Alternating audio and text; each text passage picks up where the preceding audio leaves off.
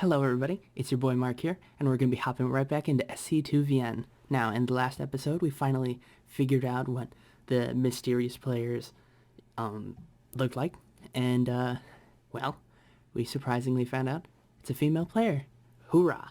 So, yeah, we met Reva and added them to the team, and we also met Mr. Kim, man with business to attend to. And, yeah, we got further in the story, and we're just gonna hop right back into it. So, I won't waste any more time. Let's get right to it. He is a bit childish. Well, he's still a kid. Two of us start heading in the same direction by coincidence, though neither of us bring it up as we share our simple conversation.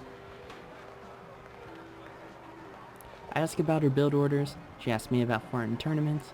Reva reacts with surprise when I inform her on the antics of foreign FPS pro gamers. Would wildly shouting insults at each other mid-match not disrupt their ability to communicate? No idea. All I know is that they get loud enough to hear from the open bracket area. Curious. Our small chat is cut short when she heads for a subway tunnel located along my route home. But just before she descends the tile steps, Reva turns and offers me a rare smile. Goodbye, Mock. It was nice to meet you. Bye. Catch you online. When she's gone, I'm left to think over the day's events alone. Mr. Kim, Enoch, it's all too good to be true. It feels right to be wary. Too many aspiring pro gamers have had their fledgling careers dashed to pieces by stupid mistakes and broken promises. I can't let myself be one of them. Maybe I've earned the chance to rest, to congratulate myself. But I won't. Not yet.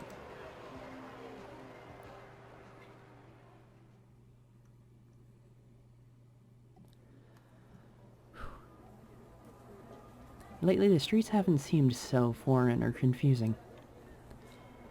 It might just be because I stick to the same route every time I walk to the Golden Zone Fire, but I like to think I've started to figure out life as a foreigner. I've settled into a route that works for me. A few hours of ladder in the morning, then I hang out at the cafe with whoever shows up that day. Practice, talk strategy, maybe grab some food, then we go our separate ways. It's enough to satisfy me, while still not offering plenty of free time to keep from burning out. It's not a champion's regimen, but it should suffice. Hopefully. Chet is always pushing me to practice longer, but it's hard to see the point. What's 10 hours going to do for me that 6 hours doesn't? I haven't seen that Bolt guy at Golden Zone Fire since I challenged him. Luckily. I was anxious about the possibility of running into him again. A confrontation when I'm supposed to be training is the last thing I need. Familiar landmarks crop up one by one. It's not long before the cafe comes into view, busy as it always is on the weekends. I squeeze past a half dozen middle schoolers and make my way to the quiet corner. Yo, what took you? We've been waiting for you for so long. Don't listen to him. He got here just before you did. Son scowls and sinks down his chair. I try not to smile. Rave is a no-show again. Messaged me this morning that she wanted to stay in and ladder.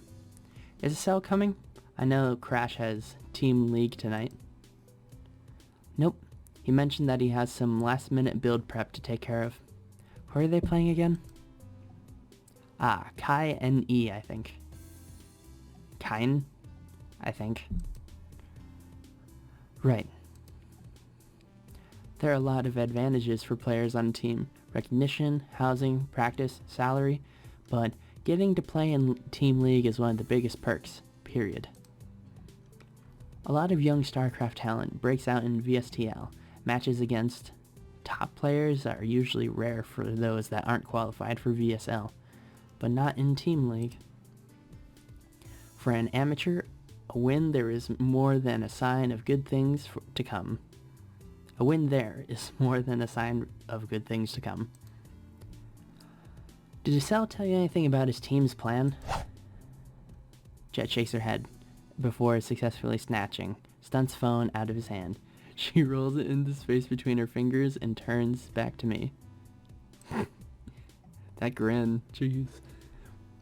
Don't be so naive, Mock. Estelle and I may be friends, but that sort of information isn't something you can give away freely. Stunt gropes for his phone, a pout set across his face. Jet dodges a few times before willingly relinquishing the device. Stop ignoring it. Stop ignoring us. It's rude. Whatever. You quit lecturing, Mock. Their eyes battle briefly before Jet concedes, glancing away with a dismissive gesture. Stunt savors his fleeting victory with a grin before dropping the phone to the table. But it's rare to find someone willing to share their strategies openly. Maybe it's different in the foreign scene, but not here. I lost to an amazing one-base all-in build on a ladder week back. Sent the guy a message asking for a few players. He told me to kill myself. You don't need to look so pleased about it. Sheesh. However, there's one exception. That being, if a foreigner eliminates a Korean player, our scene will sometimes band together and send replays for his next opponent to study. It's a matter of national pride at that point. Been that way since Brood War. That's a rumor I've heard of before. Replays can be invaluable in preparing for a specific player. What could be more useful than an exact recording of someone's strategies and tactics? At least Jet has the courtesy to look vaguely apologetic. I nod, doing my best not to look too surprised. How much do Korean players practice for Team League? The same as the individual leagues, or... Depends. Not less. If they aren't taking home at least top 8 in Solo League, StarCraft may be a one-on-one game, but teams can't always be sponsored on the backs of individuals. Don't think that gives you the right to neglect your Solo League. Admittedly, VSTL is secondary to VSL. If any of you fail to qualify, I'll make you a slave to my practice house. Cool your jets, and have a little confidence in us. When you inspire confidence, I will. Remind me again how you placed in the last qualifier. Stunt wrinkles his nose. Takes the opportunity to return to his cell phone game. Even between teammates, StarCraft's competitive nature thrives. Silence lingers until I decide to speak up, if only to break this tension. Why don't we watch Hassel play tonight? I'm sure he'll appreciate the support. They simultaneously glance up at me, then at each other. More silence. I'm about ready to give up when Jet speaks. That's a good idea. I've been meaning to speak with Hassel anyway. Sounds like fun. Let's bet on the games, though. Gambling? I shouldn't be surprised. You play Protoss, after all. 25,000 on Crash. Ha! I'll take that bet any day. Wait, I'm not done. 25,001 on Crash. But if Hassel all kills, you pay double. Stunt pauses, chewing over the odds with a contorted look on his face. All kills are incredibly rare. It's hard enough for one player to single-handedly defeat more than one opponent, let alone an entire team. With his decision made, Stunt slams down a fist hard enough to draw a few glances from a nearby table. Deal. The match won't be for another few hours, so you'll have plenty of time to regret your mistake while I'm kicking your ass. I want to try out this new build making rounds called 2-Base Immortal All-In. It crushes Zerg, so they're saying it crushes on Zerg, or they're saying on the forums. Let's go. Hey Mock, come watch and learn a thing too about how to play P versus Z, PvZ like a pro. That's useless to me. Oh Jesus. He doesn't wait for me to finish my thought before bolting an open PC. I'm left with Jet, who takes her time in joining Stunt. He's funny. Funny doesn't win games. Jet seems conspicuously pensive as she rises her head over to a machine. Just as she returns to leave, she stops and looks back at me. Mach, do you think that teammates have to be friends? What do you mean? The question is straightforward. Yes or no? Do teammates need to be friends? I mean, it's a good idea. I mean, at least tolerate each other, but to spend that much time and be around each other, you kind of got to be friends in a way. So I'm going to say yeah. Yeah. Yeah, pretty much. What? Of course they should. Why wouldn't you be friends with people that you live and practice with? It's not that simple. What are you supposed to do if your teammate can't perform and needs to be replaced? What if your friendship keeps you from offering honest criticism, the type that hurts to hear? Nobody's expected to be friends with their coworkers at an office job. You act cordial and work together to get something done. That's it. There's no reason that esports should be any different. It's not the same. Can you honestly say that you'd be as motivated to turn around a losing set for a bunch of strangers than your friends? You're not being realistic. In any case, you did well to recruit Stunt and Rava. I appreciate it. I'll take care of the rest. Be around Golden Zone Fire every single day for the next week or so. And practice. Practice a lot. She answers my nod and by taking off in Stunt's direction.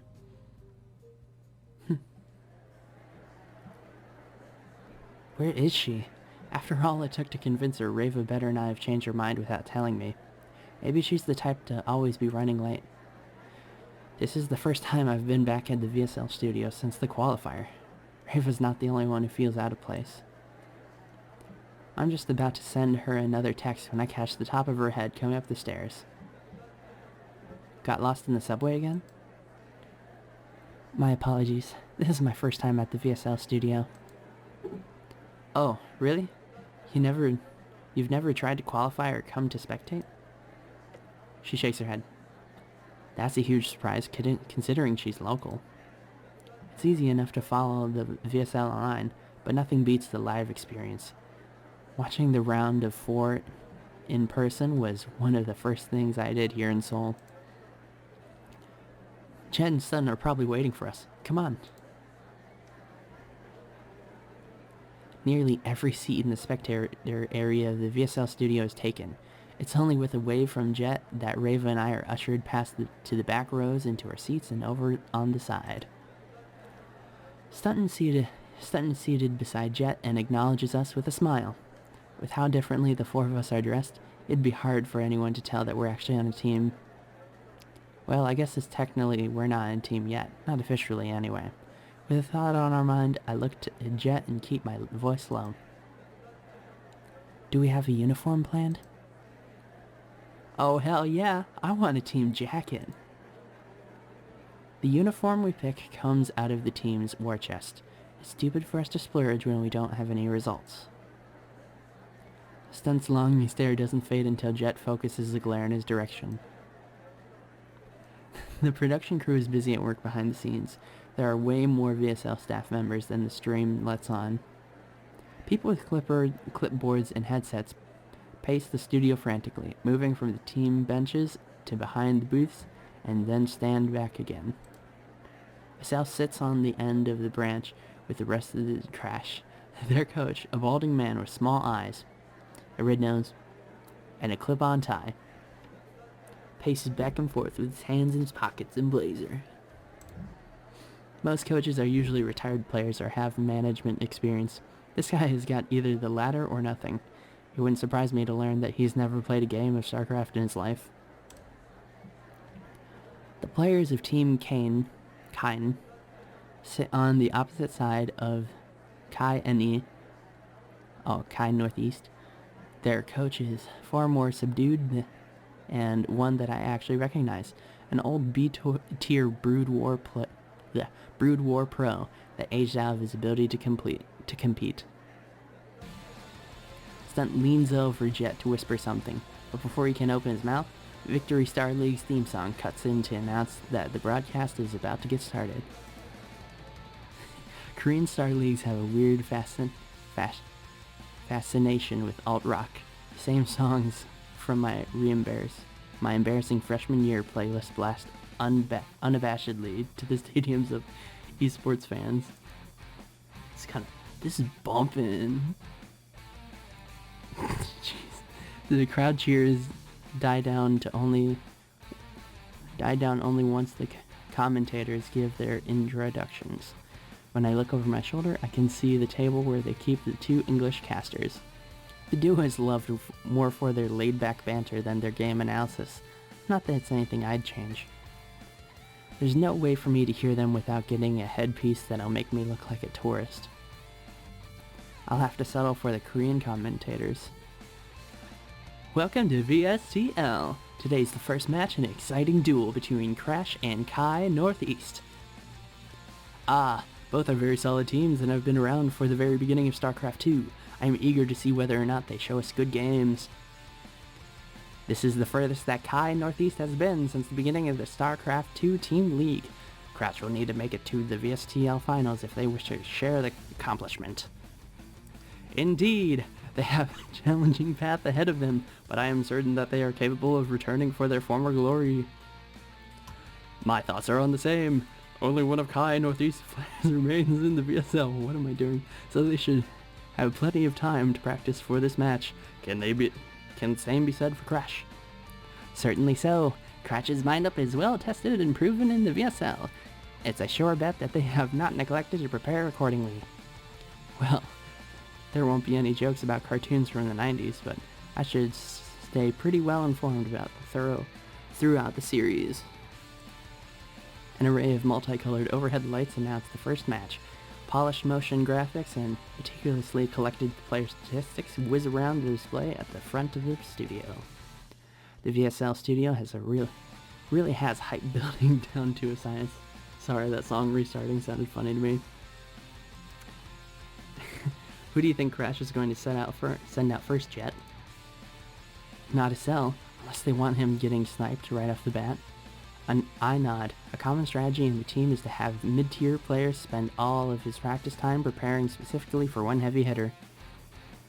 There are other things to take into account too, like the map or remaining opponents. There's no doubt that Team Kai Northeast has one of their players ready to take down a cell. By the time I glance back up at the stage, the first two players headed into the booths. A cell remains on the bench, eyes on the screen as the crowd. It is starting. Sure enough though, once the players have their settings prepared and the coaches give the go-ahead, the match begins. Spawning in at the 7 o'clock position for Team Crash is the blue Protoss player, Jang L. His opponent from Team Kai Northeast at the 2 o'clock base is Shing. Protoss vs Protoss, close positions. This match won't last for long. Mirror matchups are so stupid. PvP most of all. You don't know the intricacies. It can sometimes be really intense. Literally every strategy is a coin flip. PvP should be considered gambling and made illegal. PvP usually ends with both players on one base. The decision is to expand often too great of a risk, especially with the players as close as they are. More so than in any other matchup, mind games are essential to securing an advantage. Reach too far with aggression against the balanced strategy, you lose. Go in the middle of the road against a tech bill, you lose. Tech up against an attack, you lose. Yeah! Jang L and Ching both have opted for a 4 warp gate strategy. Prepare to watch these two clash. It will all come down to their control. Or that can happen too. Even with Jet's grumbling, Stunton looks like he's enjoying himself. After all, this is the type of game he loves. Rave is paying attention, though likely only to note the inefficiencies of Crash and Kai Northeast. Both of the Protoss players complete the buildings necessary for their attack simultaneously, but it's the Team Crash player who's out of the map first. A proxy pylon near Kai Northeast player's base will allow for quick frontline reinforcements. Things would be going perfect for Crash, if not for one small problem.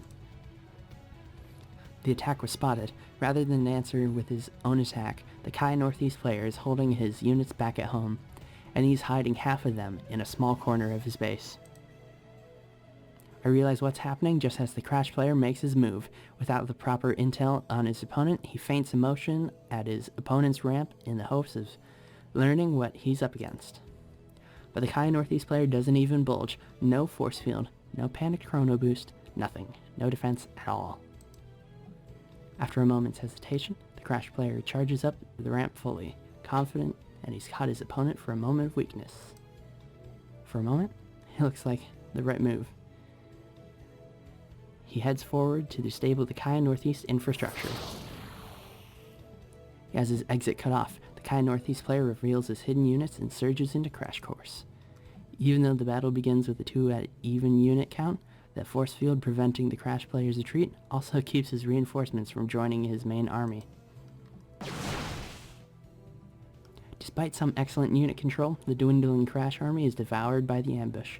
Jang L taps out a GG, and the first game goes to Kai Northeast. An exceptional trap set by Shing. The key of his position is 3 extra gateways. The allowed Crash player catches sight of a single gateway, which led him to believe that he was thinking that there was hidden tech at the back of his base. Excellent tactical thinking. Indeed! It would be too risky to find out what was coming next. He had to act. He should have cleared out the path to his opponent's base before showing his units. Beautiful. Absolutely beautiful. That could not have been more stupid. This is what happens in a matchup where scouting past the 3-minute mark is impossible. Kai Northeast is unfortunate that Jang L hesitated. Had he disabled the forward gateway in time, Crash would have been victorious. I aim my attention back at the Crash bench to see who they're sending out next. Asel turns back and whispers to one of his teammates, and he starts heading to the booth. Finally, some ZVP. Better hope that Shing's all-ins aren't as pitiful as yours, stunt. 2 minutes later, Crash Zerg stands cross-map with the Kai Northeast player. The match opens off slowly, but a sudden greedy opening from the Kai Northeast Protoss elicits a call for attention from the commentators. Yeah, how bold! The map does not lend itself to a Nexus first, yet he has planted one down without pause. And it seems that it will be going unpunished. With one victory ahead, it seems that Kai Northeast decided now was an appropriate time to take a risk. That spells bad news for Crash. With the Protoss economy established so quickly, Zerg will struggle to survive his powerful mid-game attack. The commentator's warning shows itself as to be a well-informed one. The Crash player realizes his disadvantaged position too late. From inside the booth, he looks visibly shaken. Shing marches along the map at 8-minute mark with an absurd number of blink stalkers, not bothering to clear the watchtowers on the way over. His unscouted forward pylon allows him to power forward unchecked. The Crash Zerg's clumsy defense is painful to watch. The game was decided by the 2-minute mark, even if it took the Protoss another 7 to play it out. Oh, that was embarrassing. Alright, so I hope you all enjoyed this episode. It's interesting seeing the the VSL tournament. Had to look at the game for a moment. But it's interesting to see our team all together and see the full group dynamic with everybody. Minus Mr. Kim, man with business. And aside from that, I think it's going to be pretty interesting, even just to see more of this little banter. If you all like this one, please give a like, subscribe, and hit that notification bell to stay updated with every upload I have. Well, with every future upload I have. And with that being said, I'll see you all in the next one. Toodles!